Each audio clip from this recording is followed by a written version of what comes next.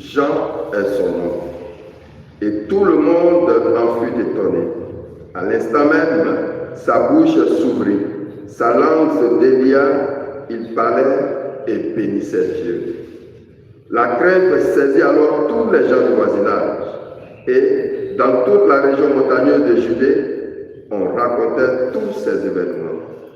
Tous ceux qui les apprenaient les conservaient dans leur cœur et disaient: que sera donc cet enfant? En effet, la main du Seigneur était avec lui. Acclamons la parole de Dieu. Louange à toi, Seigneur Jésus.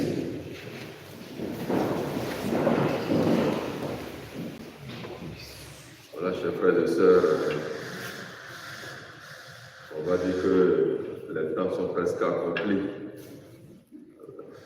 Pour nous, ça dit de quelques heures, et le Fils de l'homme, le Fils de Dieu, va s'incarner dans notre histoire. Donc, ce projet de Dieu-là est un long et grand projet. Et on se réjouit parce que ce que Dieu promet, ce que Dieu veut faire, peu importe le temps, peu importe les personnes, une fois qu'il a lancé son action continue son chemin jusqu'à l'accomplissement total. Et c'est pour cela que dans ces temps-ci, nous voyons Dieu qui prépare de tout près, on va dire, l'arrivée de son Fils. Et des choses extraordinaires. Une pauvre femme qui ne pouvait enfanter a eu la joie de l'enfantement. Elle a donné le nom de Samson. Des signes déjà. Elle était à la risée de ses coépouses, de ses amis, de ses voisins. Et Dieu a essuyé les larmes de ses yeux. Après de fortes prières, elle enseigne que même le prêtre lui pensait qu'elle était ivre. Une autre, âgée, elle atteint la ménopause. Pour elle, là, c'était fini.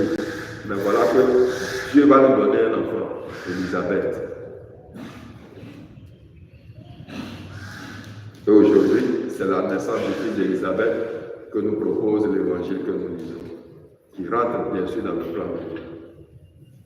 Donc, après tout ça, le jour de la naissance, qui est un jour sacré, le 8e jour, c'est ce jour-là qu'on circoncis l'enfant, on lui donne un nom, et puis toute la famille se réjouit avec le nouveau-né et la nouvelle maman. Ce jour-là, on demande le nom de l'enfant. Elle prend la parole et dit, il va s'appeler Jean. Bien sûr, la famille, les hommes sont frustrés. De toute façon, même toi, la femme, tu n'as pas droit à la parole. Mais si ton mari est beau, mais il sait écrire. Donnez-lui quelque chose, il va écrire le nom. C'est ça, dans notre tradition aussi, c'est ça, il faut comprendre. Qui donne le nom de l'enfant? Et donc, Zacharie écrit, son nom c'est Jean. Ça correspond à ce que la maman a dit. Tout le monde a commencé à être étonné maintenant. Dieu est en action.